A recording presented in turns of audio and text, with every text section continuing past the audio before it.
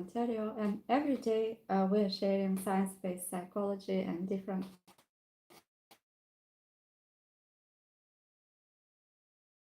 approaches to different problems who might be experiencing setbacks or injuries and trying to recover. And we will cover challenges that they might experience, such as physical pain and how their mental health might be responding to these challenges or changes, and what can be done if they want to support and understand themselves better. So behind every high performer, whether it's leadership, sports, or education, there is one shared experience. They are facing with a lot of uncertainty, doubt, and the quiet pressure of expectations. And performance is not built by eliminating these states, it's built by learning how to continue to take steps with them. And tonight we will be exploring about why their brain reacts to pressure and difficulties the way it does, and how confidence is actually can be rebuilt, and how you can contribute to it, how you can understand yourself better, and how high performers sustain clarity under uncertainty, and psychology of trust, focus, and adaptive actions that can be taken in order to recover, heal, and to feel better. And it's not about just thinking positively, but understanding yourself, understanding what you want, how you want to stand and show up in the face of these challenges.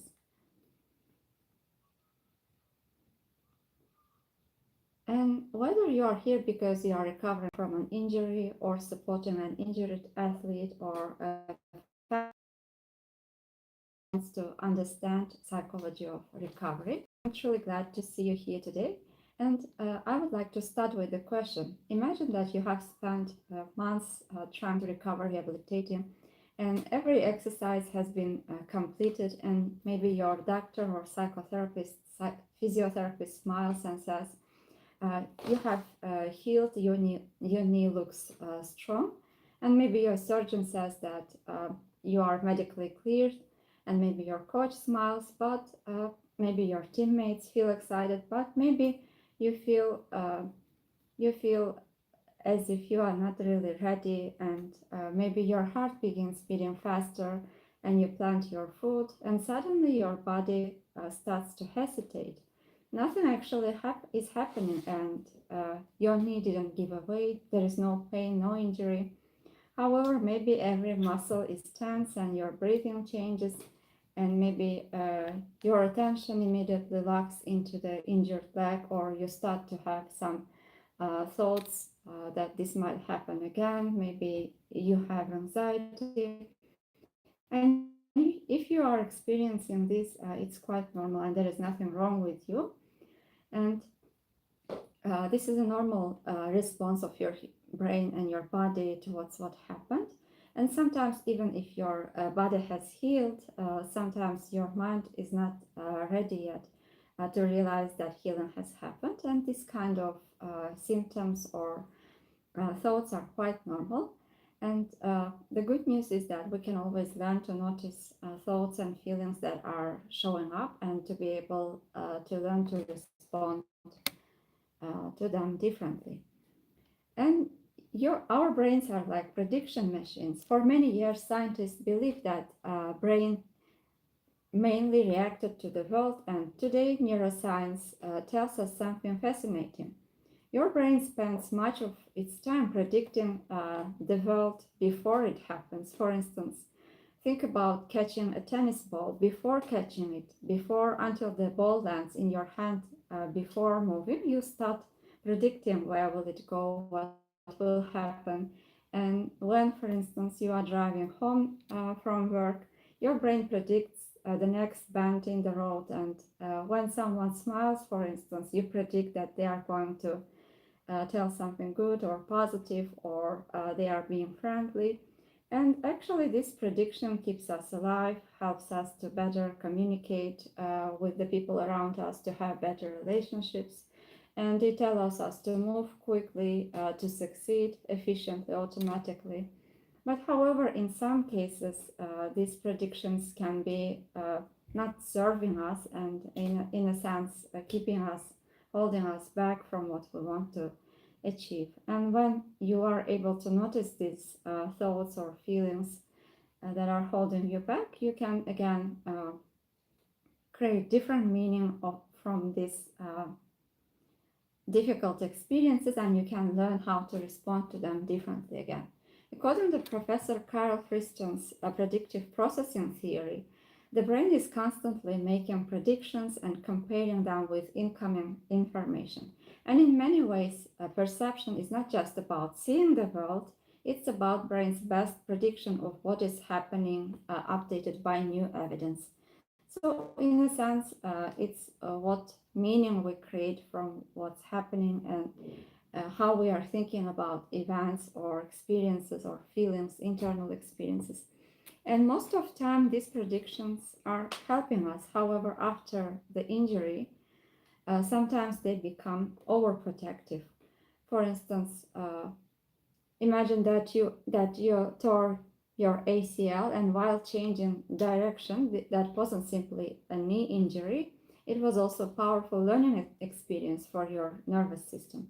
And that's why maybe your brain is trying to protect you better, and your brain has quietly learned that changing direction might be dangerous. And therefore, months later, anytime when you will try to change your direction while you're going home, you may be physically stronger than ever, but your brain might be remembering, not because it wants to punish you, but because you are weak, and because that's what healthy brains do, healthy brains learn. For instance, I'm noticing with my clients, people who had accidents, they have extreme anxiety when they are trying to drive, or when they are just trying to approach the car, and it's mainly related with the accident because their brains have learned that there can be something dangerous, or there can be another accident again. So your brain is trying to protect you, and I like to imagine having a smoke detector in your kitchen, for instance. It's the detector's job is simple: to detect danger, and most of the time it works beautifully. But one morning you burn a piece of toast, for instance, and suddenly the alarm starts to scream. And was there a dangerous hours fire? No, it wasn't something as dangerous, but the smoke detector couldn't tell the difference between the real danger or just a little bit smoke. Therefore, it simply detected something that looked similar. So, in a similar manner, after injury landing from a jump, cutting or accelerating, planting your foot, can begin triggering the brain's alarm system. And amygdala, one of several brain regions involved in detecting emotional significant events, may start to respond more quickly to movements associated with a previous injury. And when this part becomes hypersensitive, even little stress or anything that reminds about the injury might become as a trigger, and your brain might try to warn you to be careful, not to do that movement, not to go that way, not to try anything. And it isn't a sign that you are irrational or you are hypersensitive, or you are being that you are away from rationality. It's an example of how your brain prioritizes safety after a meaningful experience. An alarm is not trying to ruin your performance, it's trying to protect something valuable, you. And this challenge is that protective systems sometimes become more sensitive than necessary, not because they are broken, because they learn from something important. So, understanding this psychology, neuroscience would help you to relate differently to anxiety or challenges that you might be experiencing after the injury while you are trying to recover. Because if before you or people whom you care about were trying to criticize themselves to be better, to they were maybe they had some thoughts that something is wrong with them and this is not normal, that they are not being rational. Actually, it's a normal way of how our brains work, and it's quite normal to have these challenges if you are experiencing.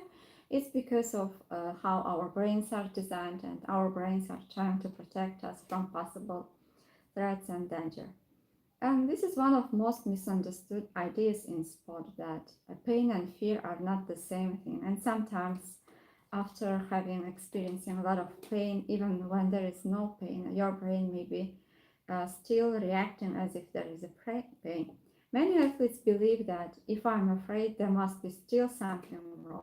But in the process of recovery, sometimes even if the pain has disappeared, your brain still can be reacting as if the pain is present. And modern pain neuroscience tells us something different, that pain and fear are related, but they are not identical. And according to Professor Lorimer Mosley, often explains that pain is an output of the brain designed to protect us when it perceives a threat. And tissue injury can contribute to that perception, but it isn't the only factor. Think about this, for instance. Have you ever cut yourself without noticing until later? Or felt pain simply because you expected something to hurt? The brain is constantly waiting and trying to understand data information. How dangerous does this situation seem? Or how much protection is needed? And after injury, your brain sometimes answers quite a lot. And even when healing has progressed well, that doesn't mean that pain is imaginary, but it means that brain is trying to keep you safe. So uh, because of this mechanism, if even you have started to heal, your brain still can be approaching this situation cautiously, and as if there is going to be a pain, as if you will suffer again. And understanding this often changes how athletes relate to fear, and changing relationship with the fear, anxiety, or uncomfortable feelings, internal experiences can be one of the points and steps towards the change and healing. And instead of saying something must be wrong, perhaps we can start asking, what is my brain trying to protect me, and how I want to respond to this pain? What relationship do I want to have with the pain? What are some things that I'm still doing or making progress when the pain is present? And oftentimes, for instance, we are noticing with my clients that sometimes they are too much stuck on the pain and on the perception of the pain, that they forgot about their progress. And when I'm starting to ask, was this pain at this level all the time? What are some things that you have started to do? What are some things that you are doing well? They realize that actually the healing is progressing, and there are a lot of things that they have started to do.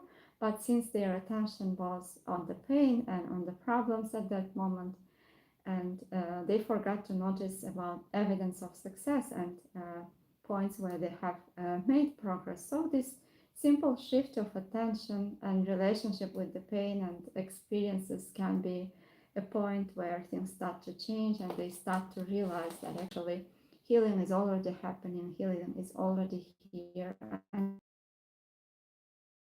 to feel more capable, more motivated. So if you're trying to support anyone who is experiencing similar challenges, maybe asking these questions or helping them realize what is their relationship with the pain or internal experiences can be one of first steps towards recovery and healing.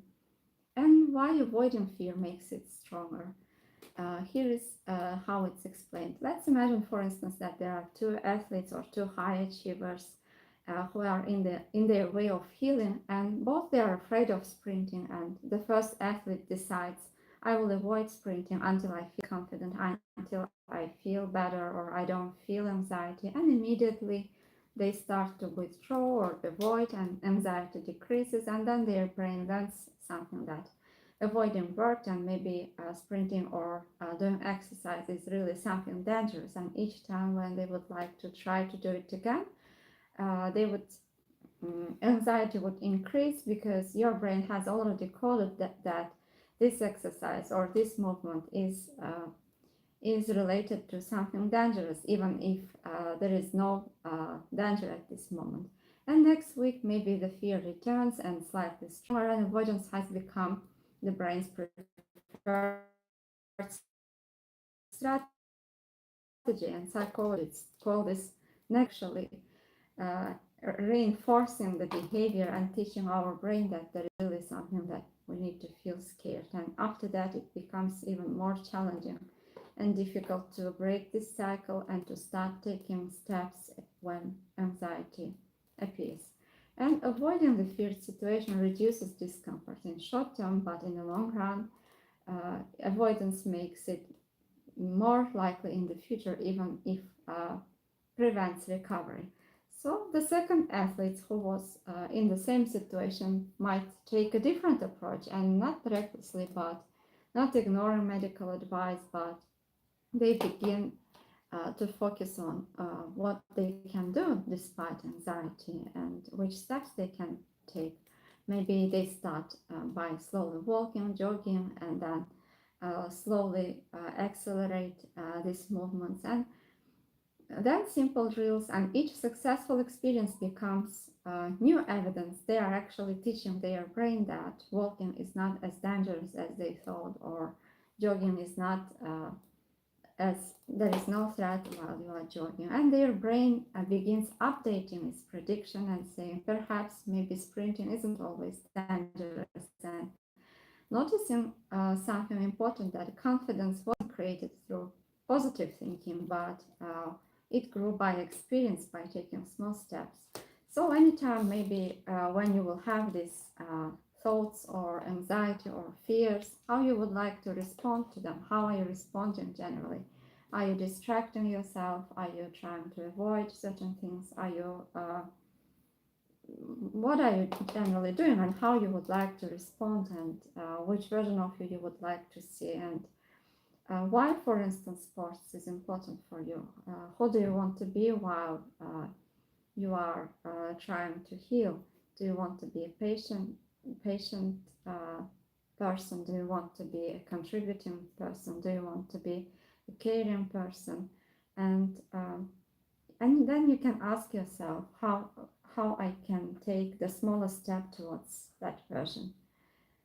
And this would help you to shift your attention from the pain, from the challenges, towards the future, and focus your attention on the present moment and what can be done right now, instead of thinking about the worst case scenarios of what might happen, or overthinking, ruminating about the past. And one of the most influential psychologists of the century, Albert Bandura, has introduced the concept of self-efficacy and explained how our beliefs about success or about performance can significantly impact success and performance. For instance, when you notice some thoughts about about your performance, or about success, or about the work you are going to do, where does that belief come from? And oftentimes you would notice that this belief doesn't belong to you. Maybe it belongs to people who were criticizing you, or maybe it belongs your childhood when you learned something, and these thoughts, maybe they are not serving you anymore. Maybe they are not being useful for you to achieve your goals. And every successful rehabilitation session, for instance, can become an evidence for you.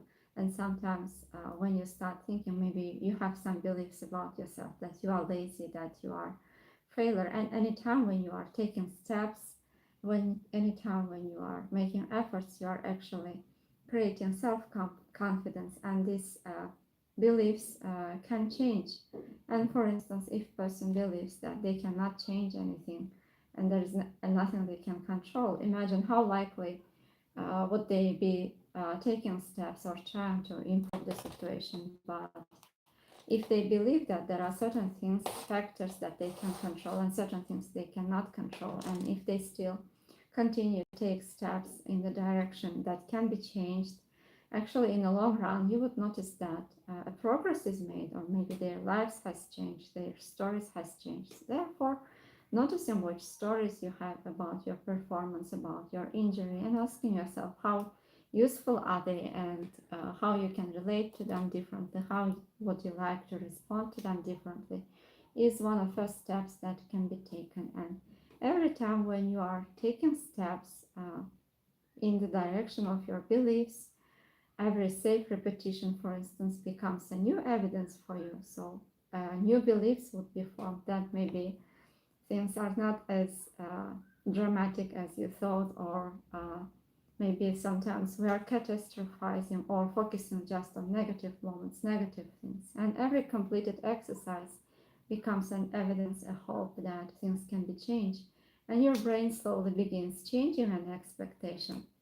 That's why comparing yourself to another athlete, for instance, can be discouraging. But when you brain, because your brain is not collecting their evidence, it's collecting your evidence. So instead of asking, when will I feel confident, we can start asking, what evidence can I create today from using the factors that I have right now, using the situation right now? What's the smallest step I can take today? And maybe today you have climbed stairs with less hesitation. Maybe you completed a balance exercise that once felt impossible. And maybe you laughed with your friend or teammates for the first time in weeks. Maybe it can be seen as small, and maybe, but when you consider it from the past, for instance, it's still a progress. There is still a change, and because recovery isn't built on dramatic leap, or not everything is gonna change overnight, but noticing these moments of progress, noticing these moments of recovery actually can help to create confidence, to believe in ourselves, and to inspire and motivate us to do more of what works and what might help. And noticing these moments would help you to realize that you are learning, you are adapting, and that you can trust yourself again. And when I meet, for instance, high achievers recovering from their injury, I rarely begin by asking, how is your knee, or how is your shoulder? Instead, oftentimes, we are asking ourselves, how are you? We are asking other people. And sometimes there is a long silence, because not because they don't know the answer, because injury has changed much more than their body. Many athletes can tell things like, I don't feel like myself anymore. Everyone is moving forward while I'm standing still. Sometimes they say, I feel disconnected from my teammates, and I don't know who I am without my sport. And if you have ever felt something similar, I'd like you to know that these experiences are much more common than many people realize. And sometimes it can be difficult for the people to speak about these feelings, about these thoughts. They don't want to seem weak. And because injury doesn't simply interrupt just physical life of a person, it interrupts movement, because it interrupts and impacts identity as well. And imagine someone, for instance, asking you, tell me about yourself. And without thinking, many athletes and high achievers would say, I'm a football player, I'm a runner, I'm a swimmer. And sport isn't simply something they do, they become a part of their identity, athletic identity. And athletic identity can be incredibly powerful. It encourages commitment, discipline, sacrifice, purpose, and it gives meaning to early mornings, for instance, difficult training sessions, and years of practice. And when a person has injury or setback, it removes ability to train or to compete or to socialize, and it can feel as part of your identity has disappeared. And it's not simply that training has stopped, but the story you've been telling yourself about who you are has suddenly been interrupted, and at this point people feel stuck. And whenever identity is shaken, our minds naturally began searching for certainty.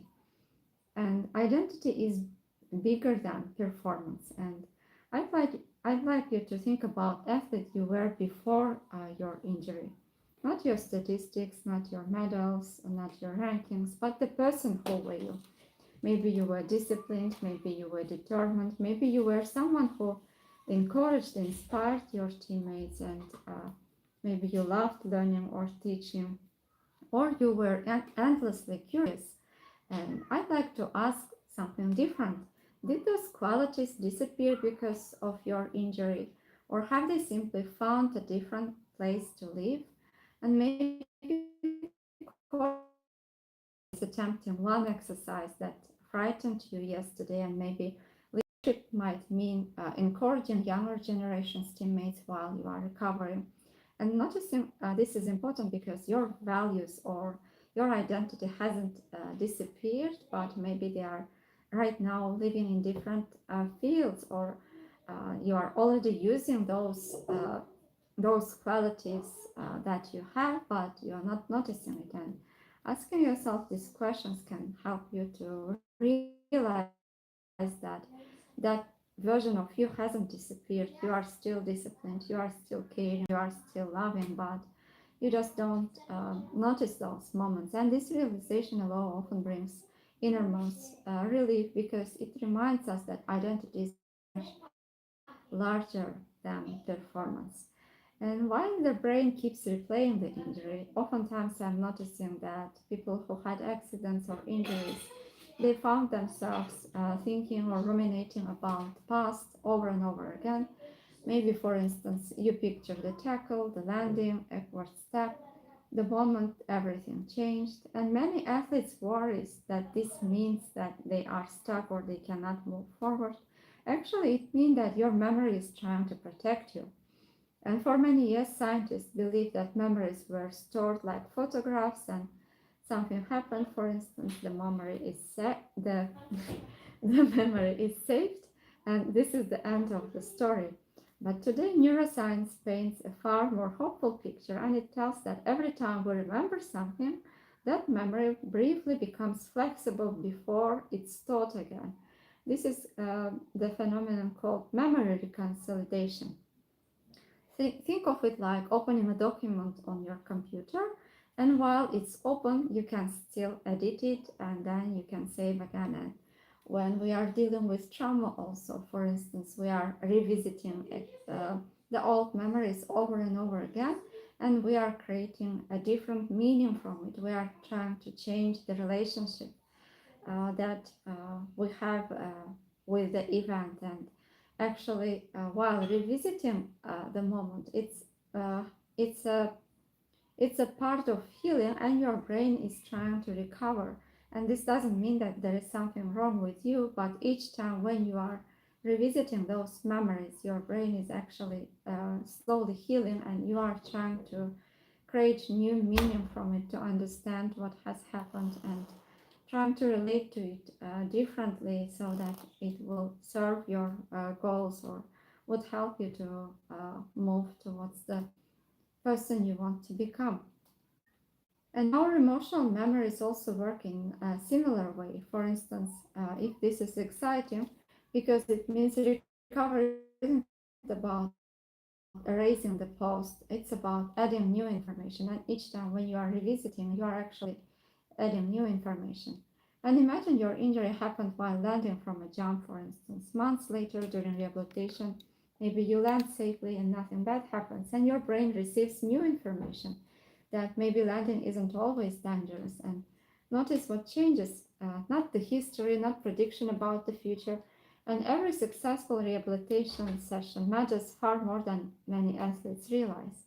And you are not simply strengthening your muscles, you are updating memories and adding new information, adding new emotions. And another time when you will remember about that event, maybe it will not impact you as deeply or as strongly, or it will not make you so much upset, because you have already created a new relationship with the experience. Therefore, even if you are ruminating about the past, or you are revisiting, this is not something dangerous, it's something useful and actually a way of healing. And many high achievers who are experiencing setbacks, or who had uh, injuries, they say, I lost my confidence. And as though confidence were a set of keys hiding, as if confidence was a set of keys hiding somewhere. Maybe confidence works differently. Confidence is not something we discover, it's something we build. And Professor, for instance, Albert Bandura spent decades studying and researching confidence, and he found that confidence grows primarily through what he called mastery experiences. And in other words, this means that doing difficult things successfully, maybe not perfectly, but successfully enough to teach the brain that I can do this. And imagine, for instance, climbing a mountain, and halfway up, you don't suddenly become confident because someone tells you positive affirmations, but you become confident because you have already climbed halfway. And your brain begins saying, I've done difficult things before already. And recovery works the same way. Confidence grows from evidence, not from waiting or not from wishing. And that's why small ways change our brain. You start to be more confident, and our brains love progress, not perfection, but progress, because one fascinating chemical involved in motivation is dopamine, and many people think dopamine is the happiness chemical, but it's not necessarily.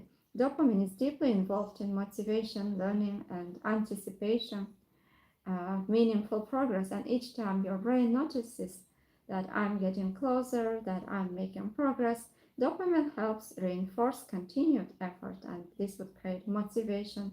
And this explains something important: why noticing your progress is important, why noticing positive things or small shifts is important. Because modern athletes realize today your knee bends 5 degrees further, and tomorrow you'll complete another repetition, and next week you will jog, and 2 weeks later maybe you will change direction comfortably. And each experience quietly tells your nervous system that you are moving forward, that you are making progress. This creates motivation, movement, and your brain loves evidence of progress even when progress is slow. And why self-criticism usually backfires? I'm noticing that a lot of people are criticizing themselves and trying to push harder and be too harsh with themselves. But imagine if your closest teammate suffered the same injury you have. You are trying to recover right now. What would you tell them? Would you tell I'm frustrated? If, for instance, they said, I'm frustrated with myself, I feel scared, I'm anxious, I'm trying my best, what would you say? Would you say, I don't care, or you need to do it better, uh, you need to push harder? Most athletes answer something like, I would encourage them, I would remind them that healing takes time, I would tell them not to give up. But what do you say to yourself? Often the answer is very different. Maybe you are saying, I should be further ahead, I'm weak, I'm falling behind, I'm a failure, I'm letting everyone down. And notice the difference. There is a lot of compassion for others, whereas there is a lot of criticism for ourselves. And studies with athletes suggest that self compassion is linked with greater resilience, lower fear of failure, and healthier responses to setbacks, because each time we are criticizing ourselves, spending time in our head, we're actually using our energy and time for ruminating, and then we are feeling more guilty, we are feeling worse, and it negatively impacts our mood. As a result, we wouldn't like or try any new things, and maybe we would feel stuck. Whereas when you can accept the failures or mistakes and you can be compassionate towards yourself, this can create more hope, more positive emotions, and would make it more likely for you to try again, to keep going again. And being kind to yourself isn't about making excuses, but it's about creating emotional conditions that would allow you to try again, to learn, and to continue. Think of a coach, for instance. The best coaches are the ones who are challenging their athletes, but they don't humiliate them after every mistake. Maybe they correct, they teach, they encourage. And what if you could become the kind of coach for yourself, who is accepting mistakes, who is noticing mistakes, and then asking, which skills do I need to develop right now? What can I do right now to improve the situation? Yeah, so we arrive at an important shift in this journey. We have explored how the brain tries to protect you, that this rumination or anxiety, uncomfortable feelings are normal process of your recovery, and this is how your brain works.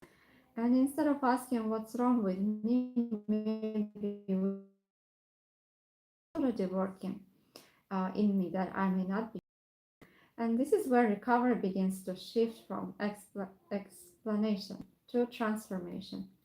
And I want you to notice what happens in your mind as you hear this. And don't answer it quickly, try to see it with your answer. Suppose, for instance, your healing and return to sport unfolds in a way that is genuinely meaningful for you. What would you like to change? What would you like to see? Which version of you would like to see? What would be the first signs that you are already slowly walking towards your recovery and your healed version is already there, or you are getting closer to that version? What would other people notice about you? What would be different? It's not what others expect from you, or not what your coach wants, but what not what comparison tells you, but you, an athlete, a person. What would you quietly hope for? And take a moment with that, because often the first response might be, I don't know, and it's completely okay. Sometimes more than that, we can just stay with it. And if I were sitting with you in a conversation, I might be gently asking again, if you did know, what might you say? And if the answer is still unclear, I would pause and simply ask, and if we came back to this in a few moments, in a few minutes, what might become slightly clearer? And we are trying to listen for direction here, even if your answer, you don't know the complete answer, at least trying to understand which direction you would like to go can be an answer. And sometimes I don't know is not the absence of knowledge, it's the mind protecting itself from disappointment. Maybe you are not, maybe you don't feel safe enough to open up, and maybe it's from fear of getting it wrong. So instead of treating it as a barrier, you can treat it as a doorway, that you have the answers that you want, but maybe it's not the right time yet. And maybe you can try asking yourself, what would your closest teammate hope for you right now? Or what would your coach notice if things were moving in the right direction? If your body could speak, what might it be hoping for in this recovery process? And often something begins to emerge, not fully formed but present, and maybe hope is slowly coming out, or you start to think about what's possible instead of feeling stuck on what's wrong, or what are some just problems. And if things are beginning to move in the right direction for you, how would you notice first? Maybe it would be in your training, maybe it would be in your conversations, maybe in how you think about your body, maybe in how you respond after a session. And if that still feels unclear, we can explore further. What would your teammate notice about you before you notice it yourself? What would be slightly different in your movement, focus, or presence? What would your coach see that tells them something is shifting and you are starting to change, you are starting to heal? And we're not trying to find the perfect moments, we are looking for difference and looking for exceptions. Uh, And imagine, for instance, if you are feeling scared, if this uh, fear has started to decrease, or if the doubt has started to decrease, what would start to fill its place? And when in your life, even briefly, for instance, has something like your calm version, courage version, already showed up in the past. Maybe just small piece of it, maybe during training, maybe in a previous injury recovery, maybe in another challenge you overcame, maybe in a moment you always forgot you were injured. And if something comes to mind, I try to ask yourself, what was different about those moments? What were you doing that allowed that to happen? What did you notice about yourself? And who noticed this change in you? What difference did it make for you in order to be able to respond differently? And life is never as one-sided as the mind tells us, but there are always moments of movement, moments of feeling better, always moments of strength already present. And because every athlete has a story beneath their performance. So I'd like to ask, when you look at the way you show determination, when do you think that strength has originally came from? Where did you learn to be persistent, to be creative, to be patient? Where did you learn it from? How did you learn it from? What was there about you that helped you to learn this and to use it? And where already you have seen yourself as patient, creative, or contributing, or resilient, or whoever you want to become? And was there a coach who believed in you? Maybe a parent who showed resilience under pressure? Maybe a teammate who never gave up? A moment in your life where you learned what persistence means, and what did that person or experience teach you about yourself that still lives in you today? Because your current strength didn't appear randomly and it hasn't disappeared. It's still within you. It has roots, and those roots are still there. And even if injury has temporarily covered the branches, you are still that person, and you can always awaken that person and help it to show up more often in your future. And if that version of you existed before, what does that tell you about what is possible now? It's not guaranteed, but possible. What does your past resilience tell you about your future recovery? What does that history suggest about what you are capable of rebuilding? And if that strength has shown up before, where might it show up again this week? Many athletes unknowingly think that I need to feel ready before I act. Confidence emerging through maybe one completed skill or session, one controlled movement, one moment of fear carried successfully, one choice to stay engaged instead of withdrawing. And each moment becomes an evidence, each moment becomes a data, each moment becomes part of your recovery story. And just let it sit for a moment. And suppose that this recovery becomes one of most meaningful chapters of your sporting life career, not because it was easy, not because of what it helped you discover about, but because what it has helped you to discover about yourself. And what would be the very first small sign that this week that tells you that chapter is already starting to unfold? Not in 6 months, not in the future, but now, this week, even in a small way. And because often the future we are looking for is already beginning to quietly show itself in the present. And now we move from understanding to application, because insight alone doesn't return athletes to sport, but experience does, repetition does, and most importantly, new evidence does. I tried to share strategies and apply these strategies on you while sharing this session, from sports psychology, neuroscience, solution-focused brief therapy, acceptance, commitment, and process-based therapy. I hope it was helpful for you. If you think that anyone might benefit from this session, webinar, don't forget to share it with your friends. And don't forget to subscribe if you want to learn more about these topics. Take good care of yourself, and see you in the next sessions again. And if you have any questions, you can always leave your questions in the comments. I would be glad to research and answer them. Take good care of yourself.